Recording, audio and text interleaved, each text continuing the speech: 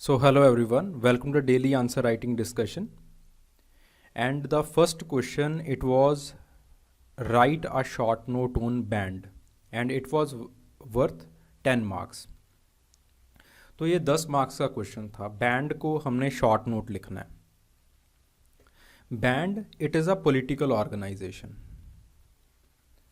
तो जो political organisation वाले पॉइंट्स होंगे उनको ज़्यादा मुखरता दी जाएगी, यानी कि उनका जो सिग्निफिकेंस होगा वो ज़्यादा होगा इस पर्टिकुलर क्वेश्चन में, इस शॉर्ट नोट में.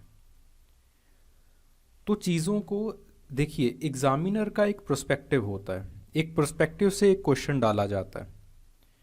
और since examiner himself has one perspective regarding the question, तो आपसे भी वही उम्मीद की जाती है, आपसे भी वही एक्सपेक्टेशन लगाई जाती है कि आप उसके पर्सपेक्टिव को समझोगे और उसके ऊपर आप क्वेश्चन को लिखोगे. Right a short note on band. So band, you have to discuss band from the perspective of a political organization or a political association. Okay तो उस तरह से आप बैंड को स्टार्ट करोगे. इंट्रोडक्शन इसका पॉलिटिकल ऑर्गेनाइजेशन की लाइंस के ऊपर होना चाहिए, ना कि इकोनॉमिकल ऑर्गेनाइजेशन की लाइंस के ऊपर. तो काफ़ी लोगों ने इस जो गलती है वो यहीं पे की थी कि हंटिंग गैदरिंग सोसाइटी होती है उसका बैंड बन जाता है. ऐसा नहीं लिखना है. Start with simple introduction. एक सिंपल से इंट्रोडक्शन से शुरू कीजिए कि band it is one of the rudimentary form of the government. ठीक है, पॉलिटिकल ऑर्गेनाइजेशन होती है ये, और ये एस्कीमोज में पाई जाती है, अरुंटा ट्राइब में पाई जाती है. दो ज़्यादा प्रोमिनेंट व्यूज़ हैं जिन्होंने बैंड को स्टडी किया है. So the first is the functional view और the structural functional view. It is from the it has been started from Evans Pritchard. तो ये Evans Pritchard ने स्टार्ट किया है. Then you have the evolutionary view. Evolutionary view किसने शुरू किया है? मॉर्गन ने शुरू किया. ओके ये एल.एच. मॉर्गन ने स्टार्ट किया है. एल.एच. मॉर्गन ने कहा है कि जो सबसे पहली ऑर्गेनाइजेशन थी, one of the most earliest organisation, it is the band. Why it has formed band एक सबसे सिंपल ऑर्गेनाइजेशन क्यों है? Because of the rudimentary level of technology. क्योंकि टेक्नोलॉजी आपके पास प्रॉपर नहीं होती है, प्रोडक्शन डिज़ाइन आपके पास प्रॉपर नहीं होते हैं, तो जो पॉलिटिकल ऑर्गेनाइजेशन भी बनती है वो भी एक रूडिमेंट्री फॉर्म की बनती है, बड़ी बेसिक सी ऑर्गेनाइजेशन बनती है. Okay then you have the functional perspective of Evans Pritchard. Evans Pritchard का फंक्शनल परस्पेक्टिव है. उनका फंक्शनल पर्सपेक्टिव क्या कहता है? क्योंकि जो बैंड है इट कंपोजेज ऑफ और it has less than 100 people, और जो ज़्यादा डिग्री ऑफ स्पेशलाइजेशन इसमें नहीं होती है. Because there is less specialisation, लोग गवर्न करने वाले बहुत कम होते हैं, तो इसीलिए जो बैंड है उसका पॉलिटिकल ऑर्गेनाइजेशन भी, पॉलिटिकल स्ट्रक्चर भी, it is in the rudimentary form. It is not a specialised association. Okay so पहले इंट्रोडक्शन किया आपने, फिर उसके बाद बैंड के जो एंथ्रोपोलॉजिस्ट्स के व्यू हैं वो आपने दे दिए. देन साइज़ हम वहीं पे इवंस पिट्चर वाले में भी लिख सकते हैं, it is less than 100 people, लेकिन जो जोग्राफिकल एरिया है वो इनका बहुत वास्ट होता है, and it is highly nomadic, it is highly mobile. और उसके बाद जो इनका साइज़ है इट इज़ वेरी फ्लूइड. बहुत जब आपके पास ज़्यादा अवेलेबिलिटी होती है फूड की तब इनका साइज़ बड़ा हो जाता है. जो छोटे छोटे क्लैंस हैं या फिर छोटे छोटे ग्रुप्स हैं, नॉट क्लैंस बट ग्रुप्स, वो कंबाइन हो जाते हैं, साइज़ बड़ा हो जाता है. जब फूड की शॉर्टेजेस आती हैं तब वो ग्रुप्स अलग अलग हो जाते हैं. ठीक है. And the leadership it is situational. Leadership situational होती है, अनफॉर्मल लीडरशिप होती है. It is all based upon the character, charisma and the skill of the leader. और इसके नीचे आप एक केस स्टडी लिख सकते हैं इन्यूइट्स की, या फिर बिल्कुल एंड में लिख दीजिए, कोई दिक्कत वाली बात नहीं है. ठीक है. डिसीजन मेकिंग जो है इट इज़ बाय कंसेंसस, कि जो अडल्ट मेंबर्स होते हैं वो एक कंसेंसस क्रिएट करते हैं कि क्या करना चाहिए. Then you have the self sufficient family. Bands एक फेडरेशन बना होता है किन ग्रुप्स का. ओके और ये जो फेडरेशन है ये किस तरह से मेंटेन्ड रहता है? By family alliances. तो जनरली देखा जाता है that they are having endogamy. ये पॉइंट लिखना चाहते हो वेल एंड गुड, अगर नहीं भी लिखना चाहते कोई दिक्कत नहीं है, because the question itself is focusing on the political organisation और the political associational part. Okay, so the families they are self sufficient. Self sufficient families होती हैं, फैमिलियल अलायंसेस से जो आपकी बैंड्स होते हैं वो बंधे रहते हैं। Then they have the equal access to the resources. They do not have any centralized political association और egalitarianism ज़्यादा होता है यहाँ पे, and there is no concept or there is lack of the concept of the private property. It should be private. Private property का जो concept है वो यहाँ पे बहुत कम पाया जाता है। ओके, सो ऑर्गेनाइजेशन कैसा होता है? फैमिली टाइज, किनशिप टाइज के ऊपर जो इनके बेसिक यूनिट्स हैं वो बनते हैं। ठीक है, बेसिक यूनिट अभी भी फैमिली ही रहता है। And the authority it is delegated with in the family, यानी कि जो फैमिली के मुखिया हैं वो बाकियों से सलाह लेके, बाकियों के साथ कंसेंसस ज्वाइन करके जो आगे आने वाला भविष्य है पूरे बैंड का वो तय करते हैं। So the organization it is highly egalitarian where the family forms the basic unit of the decision making process. Rather than a centralized authority, it is a federation of the different families that are tied with the alliance of the familial bonds or the marriage bonds. There is no concept of the private property. Private property का कोई concept नहीं होता। देखिए ये कुछ important हैं। Size वाला point भी चाहे छोड़ दो, कोई दिक्कत वाली बात नहीं है अगर आपको नहीं लिखा जा रहा है या फिर टाइम कम है, लेकिन लीडरशिप के बारे में ज़रूर लिखना है। You have to write about leadership, you have to write about power, decision making and organisation. ये 4 पॉइंट्स ज़रूरी हैं लिखने। Lack of centralised political organisation मत लिखो, आपने ऑलरेडी ऊपर रूडिमेंट्री लिख रखा है, एग्जामिनर को इतनी समझ है। ठीक है, क्योंकि पॉलिटिकल ऑर्गेनाइजेशन की तरह से आप इस चीज़ को डिस्कस करना चाह रहे हो, you can discuss in this way. इन 4 पॉइंट्स को लिखना ज़रूरी है, specially the point of decision making, leadership and power. Organisation का भी अगर छोड़ना चाहते हो छोड़ दो, कोई दिक्कत नहीं है। ये 3 पॉइंट्स मेजर हैं, ये 3 पॉइंट्स इंपॉर्टेंट हैं। Okay, then how to conclude these kind of question. Conclusion कैसे लिखना है? Conclude that in the wake of modernisation, modern laws, modern government, जो आपके पास पॉलिटिकल अथॉरिटी है, again you have to retreat the question. Question किस angle से है? पॉलिटिकल ऑर्गेनाइजेशन के एंगल से है, तो आपको पॉलिटिकल ऑर्गेनाइजेशन वाला एंगल ही कंक्लूजन में लिखना पड़ेगा।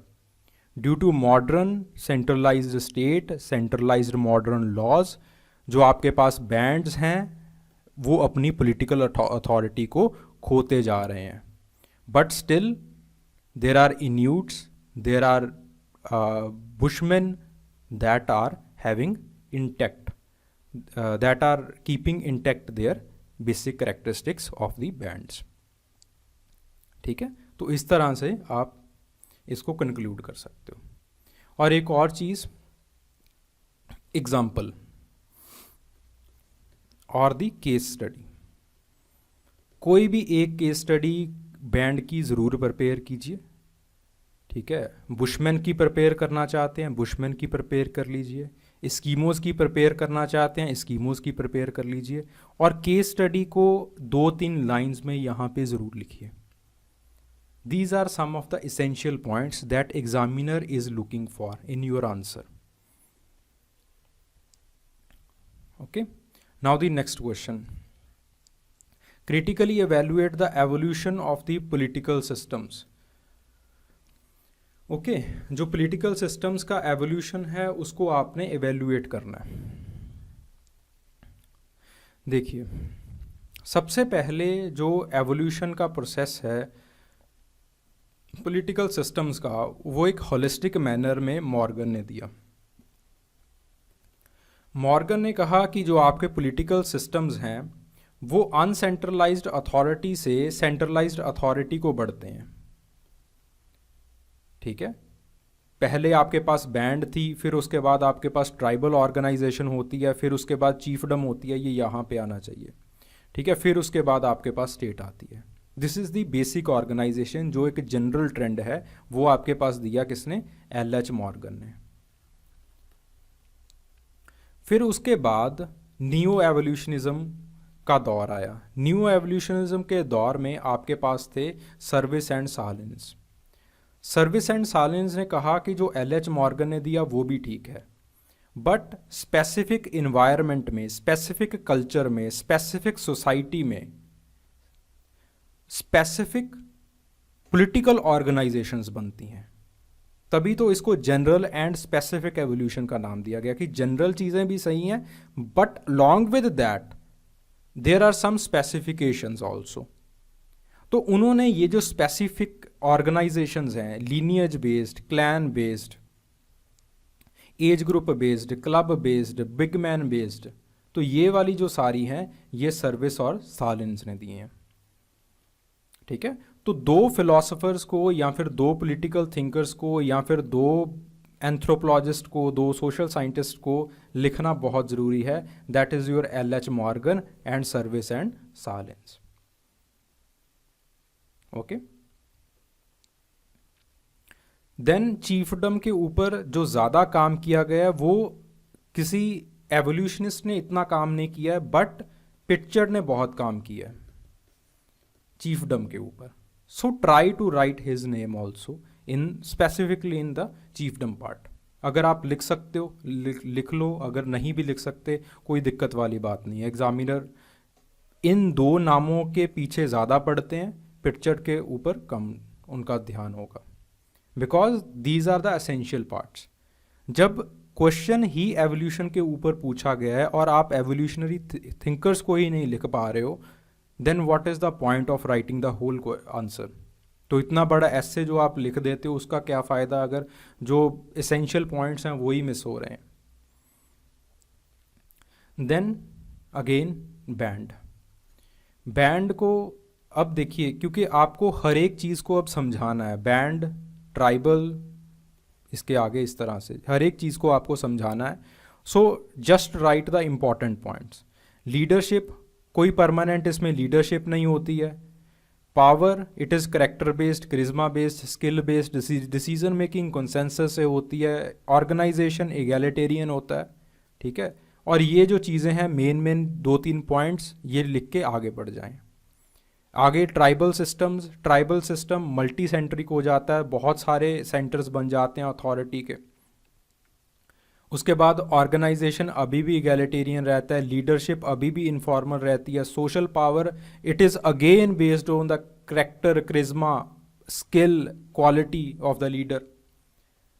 ठीक है, जो इसकी डिसीजन मेकिंग है वो अभी भी इंडिविजुअल ग्रुप के ऊपर ही रहती है, इंडिविजुअल किन्स ग्रुप के ऊपर ही रहती है। अब ये सोसाइटी टू सोसाइटी डिपेंड करता है कि किन ग्रुप कौन सा प्रोमिनेंट है। अगर तो लीनिएज प्रोमिनेंट है तो लीनिएज बेस्ड ट्राइबल सिस्टम होगा, अगर क्लैन प्रोमिनेंट है तो क्लैन बेस्ड ट्राइबल सिस्टम होगा।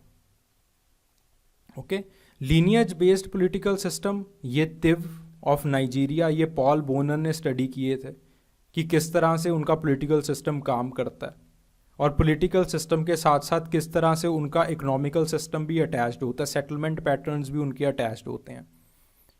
ठीक है, खैर उतनी डेप्थ में जाने की ज़रूरत नहीं है क्योंकि 20 मार्क्स का क्वेश्चन है, सिर्फ 4 पेजेस में आपको सब कुछ लिखना है। Then clan based political units, यहाँ पे आपके पास विनीबागो रेड इंडियंस का एग्जाम्पल है। 6 क्लैन्स होते हैं उनके, और हर एक क्लैन का एक लीडर होता है, और लीडर कंसेंसस बनाते हैं कि आगे हमें क्या डिसीजन लेना चाहिए। Thunderbird is the most supreme clan. ठीक है, he is one of the equals, तो वो अपनी जो राय देता है उस राय का वज़न थोड़ा सा ज़्यादा होता है। तो ये क्लैन बेस्ड पॉलिटिकल ऑर्गेनाइजेशन हो गया। अगेन देखिए, लीनेज बेस्ड पॉलिटिकल सिस्टम में सभी इक्वल हैं, सिर्फ एक आर्बिट्रेशन के लिए एक लीडर अपॉइंट किया जाता है समझौता करवाने के लिए। क्लैन बेस्ड पॉलिटिकल ऑर्गेनाइजेशन में हल्का हल्का सेंट्रलाइजेशन होना स्टार्ट हो गया। बस यही चीज़ें आपको दिखानी होती हैं। क्रिटिकली का मतलब यहाँ पे सिर्फ यही है, ठीक है। Then non kinship based political systems, age grade आ गया यहाँ पे। किप एज ग्रेड में कौन से आगे, किप्सिंगीज ऑफ द ईस्टर्न अफ्रीका। इसमें दो प्रोमिनेंट एज ग्रुप्स होते हैं, वॉरियर का और सीनियर लीडर्स का। उसके बाद तरीकी ऑफ द कीनिया, इसमें 7 एज ग्रुप्स होते हैं, सावे, जुमा, मियामा, न्यूजिंग। तो इस तरह से ये जो हैं ग्रुप्स चलते हैं। Then club based political organisation, ये चीने रेड इंडियंस में होती है। उसमें वॉरियर क्लब्स बनाए जाते हैं, हर एक क्लैन के पास वॉरियर क्लब होता है। ओके, ये नॉन किनशिप वाले आ गए। हर एक क्लैन के पास वॉरियर क्लब होता है। वो वॉरियर क्लब के लीडर्स होते हैं जो वो आगे चल के जो कन्फ्लिक्ट्स होते हैं या फिर किसी भी तरह के जो डिसीजन लेने होते हैं कॉमन गुड के लिए, वो लेते हैं वो। देन हेडमैन बेस्ड ऑर्गेनाइजेशन आ जाती है, ये साहलिन्स ने स्टडी की थी। हेडमैन बेस्ड ऑर्गेनाइजेशन में दो तरह की ऑर्गेनाइजेशंस हो सॉरी हेडमैन बेस्ड ऑर्गेनाइजेशन में एक जो मेन ऑर्गेनाइजेशन है वो ये है big man based political systems. इनका कोई परमानेंट ऑफिस नहीं होता है, रादर एक अनपरमानेंट और अनऑफिशियल सा ऑफिस होता है जिसको लोगों ने रिकॉग्नाइज किया होता है। ओके, ये क्या करता है, उनको बहुत सारे लोन्स देता है लोगों को, लोगों का जो मटेरियल स्टेटस है उसको रेज करने की कोशिश करता है। इसके बहुत सारे ब्लाइंड फॉलोअर्स बन जाते हैं, जो इनसे कर्जा लेते हैं उनको पॉलिटिकल सपोर्ट देनी पड़ती है इसको। धीरे धीरे इसकी जो पॉलिटिकल पावर है वो बढ़ना शुरू हो जाती है, ठीक है। For example take the case of Kapaukus of western Guinea. तो वहाँ पे बिग मैन को तुनोवी कहा जाता है, he is a rich man, जिसके पास ब्लाइंड फॉलोअर्स भी होते हैं। ओके,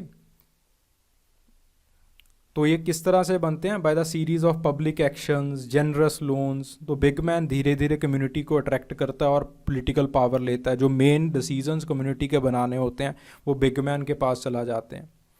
फिर उसके बाद स्टेट वाली ऑर्गेनाइजेशंस आ गई। उसमें सबसे पहले है चीफडम। जो लीडरशिप है पहली बार फॉर्मल होना स्टार्ट होती है, और उसके बाद फॉर्मल होते होते यहाँ पे हेरिडिटरी भी होना स्टार्ट हो जाती है। देखिए, जो आपके पास हेडमैन बेस्ड थी, इसमें आपके पास जो लीडरशिप थी वहाँ पे rules of some laws of succession आना शुरू हो गए थे, ठीक है। But the laws are very vague, बहुत वेग लॉज रहते हैं। But here in the chiefdom जो चीज़ें हैं वो हाईली हेरिडिटरी बन जाती हैं, हाईली फॉर्मल बन जाती हैं। जो लेजिटिमेसी है it is super naturally derived. For example take the case of Hawaiis, ठीक है, take the case of Hawaii aboriginals. तो उसमें क्या होता है, कहा जाता है कि हवाई जो चीफ है उसको भगवान ने नॉमिनेट किया, डिवाइन पावर ने नॉमिनेट किया उसको, ठीक है, कि एक डिवाइन पावर ने इस पोजीशन को क्रिएट किया है और जो इस पोजीशन के ऊपर बैठेगा उसके पास डिवाइन अथॉरिटी है। तो इस तरह से जो लेजिटिमेसी है वो क्रिएट की जाती है। देन ऑर्गेनाइजेशन यानी कि सोशल ऑर्गेनाइजेशन वो स्टैटिफाई होना स्टार्ट हो जाती है। ऑब्वियसली जो चीज़ें हैं वो हेरिडिटरी बनना स्टार्ट हो गई, चीफ्स हेरिडिटरी बनना स्टार्ट हो चुके हैं, पॉलिटिकल अथॉरिटी में स्पेशलाइजेशन आ चुका है। देन ऑब्वियसली सोसाइटी में भी स्पेशलाइजेशन और स्टैटिफिकेशन आना शुरू हो जाएगा। Then the society it functions on the redistribution, economy में रीडिस्ट्रीब्यूशन होना स्टार्ट हो जाता है। अगर लिखना चाहते हो लिख लो, अगर नहीं लिखना चाहते its own your will, it is non essential part. Redistribution का मतलब क्या है कि सोर्सेज ऑफ प्रोडक्शन ये चीफ के पास बन जाते हैं, चीफ इसको गवर्न करता है, और जितना भी गुड्स और सर्विसेज हैं ये चीफ के पास चले जाते हैं और चीफ अपनी मर्जी से या फिर ट्रेडिशनल लॉज के हिसाब से उसको रीडिस्ट्रीब्यूट करता है, बंटवाता है लोगों में उसको। Then you have the state systems. State systems में क्या आना स्टार्ट हो जाता है, स्टेट सिस्टम वो सिस्टम है जिसमें ऑटोनॉमस पॉलिटिकल यूनिट्स बनते हैं, specialised and autonomous political units बनते हैं जो कि एक कम्युनिटी को गवर्न कर रहे होते हैं। वो कम्युनिटी का एक पर्टिकुलर टेरिटरी होती है और जो गवर्नमेंट उसको गवर्न कर रही होती है it is highly centralised. Along with the centralisation it has power to collect taxes, taxes को कलेक्ट करने की पावर होती है, okay, and to enforce laws. तो ये आपके पास जो मेन करेक्टरिस्टिक्स हैं स्टेट सिस्टम के वो ये हैं। You have the autonomous political units that are governing the communities and those communities have a particular territory. The political organisation और the political power it is highly centralised. It works on redistribution because it has authority and legitimacy to collect the taxes. Along with that, there are some laws and the political unit, the centralized political unit enforces those laws. So this is a state system. और state system में ये जो 4-5 चीज़ें हैं ये आनी चाहिए। State systems दो तरह के होते हैं, नॉन इंडस्ट्रियल और इंडस्ट्रियलाइज्ड। नॉन इंडस्ट्रियल और इंडस्ट्रियलाइज्ड।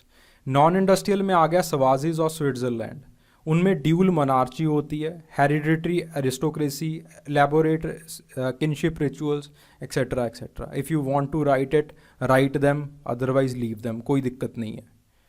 आपका मेन एम था स्टेट सिस्टम को समझाना, क्योंकि स्टेट सिस्टम एक एवोल्यूशन का पार्ट है। अगर नॉन इंडस्ट्रियलाइज और इंडस्ट्रियलाइज लिख के छोड़ दोगे तो भी कोई दिक्कत नहीं है, okay. So this is how the things have evolved.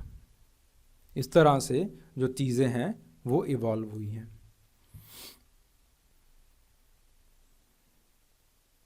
Okay. So the next is that how law is administered in the primitive systems. Primitive systems में लॉ को किस तरह से एडमिनिस्टर किया जाता है, explain with the help of examples. और आपने एग्जाम्पल्स के साथ एक्सप्लेन करना है। See here, so first of all what is law. Law क्या होता है? मजूमदार और मदन ने, या फिर मदन और मजूमदार ने लॉ को इस तरह से समझाया that law consist of the set of principles which permit the use of force to maintain the political and the social organization within our territory. So this is called a law. And most interestingly, law is not a tradition, rather a system. ठीक है, law एक cultural tradition नहीं होता है, law एक cultural system होता है। What is difference between tradition and system? आपने सिंबॉलिक एंथ्रोपोलॉजी पढ़ी है, उसमें क्या डिफरेंस था सिंबल और सिंबॉलिज्म में या फिर सिंबॉलिक में? एक सिंबल जो होता है उसका सिर्फ एक मतलब निकलता है। फॉर एग्जाम्पल मैं इस तरह से करके बैठा हूं, तो इसका मतलब है कि बस मतलब मैंने जस्ट हैंड्स फोल्ड किए हैं और हैंड्स को एक दूसरे के ऊपर रखा है, लेकिन इसका कुछ डीप मतलब भी है। डीप मतलब का ये है that I am thinking something. फिर उसके बाद उसके मतलब के और मतलब निकाले जा सकते हैं कि ये बंदा बहुत सोच समझ के बोलता है, इसका करेक्टर इस तरह का है। इसे कहते हैं symbolism. The things which contain deep meaning. और डीप मीनिंग के लिए क्या करना पड़ता है, लेयर बाय लेयर आपको इंटरप्रेट करना पड़ता है। That is why sometimes in the symbolic anthropology there is a interpretive approach. Geertz की अप्रोच को हम इंटरप्रेटिव अप्रोच कहते हैं, क्योंकि आप पहले कोई चीज़ देखते हो, कोई सिंबल देखते हो, उसके बाद आप लेयर बाय लेयर उसके नीचे जाना स्टार्ट कर देते हो। एक मतलब मिलता है आपको, फिर आप दूसरी लेयर के ऊपर जंप करते हो, उसका मतलब निकालते हो, फिर वहाँ पे जो चीज़ें आपको मिलती हैं फिर आप उससे अगली लेयर के ऊपर जंप करते हो। तो इस तरह से आप लेयर बाय लेयर चलते जाते हो और जो पूरा कल्चर का एक सिस्टम बनाया होता है आप उसको इंटरप्रेट करते हो। That is why it is called interpretive anthropology और interpretive approach. Law and order और either laws, it is also a cultural system. वो कल्चरल ट्रेडिशन नहीं है, वो कल्चरल सिस्टम है। Like any other system it also has layers, इसकी खुद की लेयर्स भी होती हैं और लेयर बाय लेयर आपको चीज़ों को गवर्न करना पड़ता है, लेयर बाय लेयर आपको चीज़ों को इन्फोर्स करना पड़ता है, उसके मतलब ढूंढने पड़ते हैं। सो लॉ किस तरह से लगाया जाता है? It is a cultural system in which there is governance of intention, intention ढूंढी जाती है कल्प्रिट की, ठीक है। Investigation of intention, sorry not governance but investigation of intention, collective action, everyone is responsible. अगर कोई क्राइम कमिट किया जाता है एक इंसान के अगेंस्ट ऑफ एनी क्लैन, तो it is against the whole tribe और द होल क्लैन और the whole lineage. Then there is collection of evidence, then there is a element of punishment, ठीक है।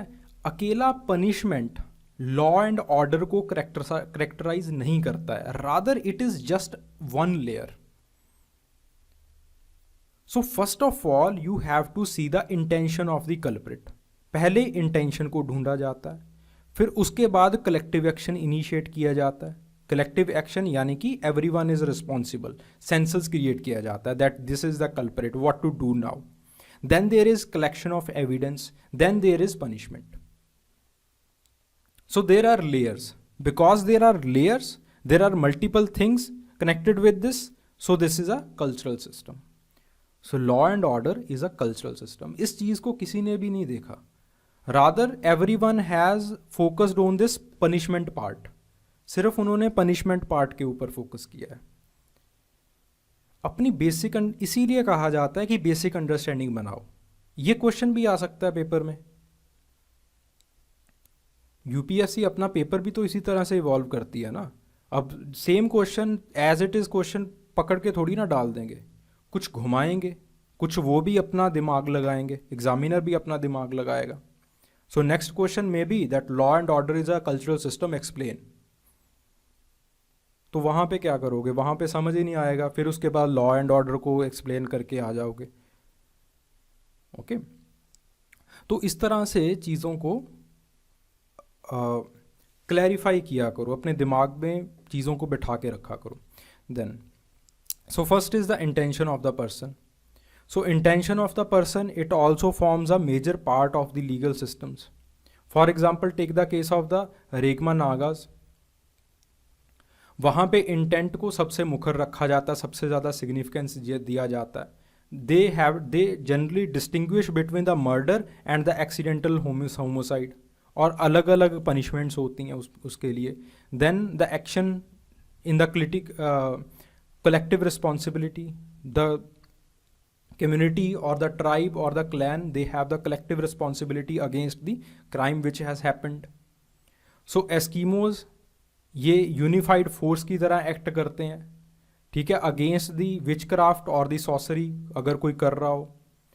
ओके, जो रेगमा नागाज हैं, अगर किसी ने जंगल को जला दिया तो सभी उसके साथ अपना नाता तोड़ देते हैं, सभी उसको क्राइम मानते हैं, ठीक है, लोगों को बाहर निकाल दिया जाता है किनशिप ऑर्गेनाइजेशन से। So there is a sense of the collective responsibility. Then evidence collection, evidence collection किया जाता है, किस तरह से किया जाता है? By taking oaths. Rengma Nagas oath लेते हैं कि नहीं भाई मुझे इसकी कसम, मैंने ये काम नहीं किया। मलेर ओथ किस तरह से ली जाती है?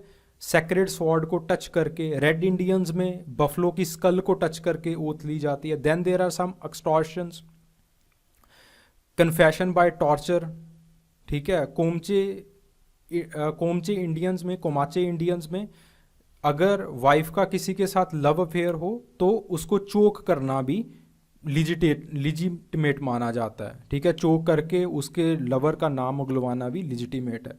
तो इस तरह से एविडेंसेस को कलेक्ट किया जाता है। Then you have the punishment, फिर उसके बाद पनिशमेंट्स दिए जाते हैं। Murder for the murder, eye for eye, इस प्रिंसिपल को वाइडली एक्सेप्ट किया जाता है प्रिमिटिव अथॉरिटीज में। For example take the case of Eskimos और the Rengma Nagas. Then there is something called the punitive fine और wergild. For example take the case of Kamar. Kamar tribe में क्या किया जाता है, अगर कोई प्यूनिटिव फीस्ट्स को ऑर्गेनाइज करता है, दावतों को, बड़ी दावतें ऑर्गेनाइज करवाई जाती हैं, जो लोग मतलब कल्प्रिट निकलें, जो लोग गिल्टी निकलें, नॉट कल्प्रिट बट गिल्टी निकलें जो लोग। देन किसगीज में कल्प्रिट को एक कुम का फाइन देना पड़ता है। एक कुम का मतलब क्या होता है, 100 शीप्स के बराबर होता है। अगर उसने शीप्स पाली हैं तो शीप्स देगा, अगर उसने घोड़े पाले हैं तो घोड़े देगा। ज़्यादातर आजकल मतलब घोड़े वगैरह कम होते हैं, but sheep have more economic value, so the sheeps they try to give the sheeps to the community ownership. Community ownership को दिया जाता है ये सारा कुछ। Then in the Santal also community feast को ऑर्गेनाइज करवाया जाता है in case you have committed incest. Among Rengma Nagas, sexual act with the unmarried girl, it is not punished, but parents से डिमांड किया जाता है फाइन। यानी कि जो गर्ल के पेरेंट्स हैं वो डिमांड कर सकते हैं फाइन, ठीक है, जो कम्युनिटी है वो डिमांड नहीं कर सकती। Okay, there is no concept of the equality. जो हम कहते हैं ना कि मॉडर्न लॉज में इक्वेलिटी बिफोर लॉ का कंसेप्ट है कि आप कोई भी हो, चाहे आप एक गरीब इंसान है, चाहे बहुत ही रिच इंसान है, हाई क्लास से है, लोअर क्लास से है, everyone is equal before law. That equality का कंसेप्ट यहाँ पे नहीं आता है। ओके, अगर एडल्ट्री कमिट की जाती है, for example in some African tribes, Nuers में भी होता है ये, और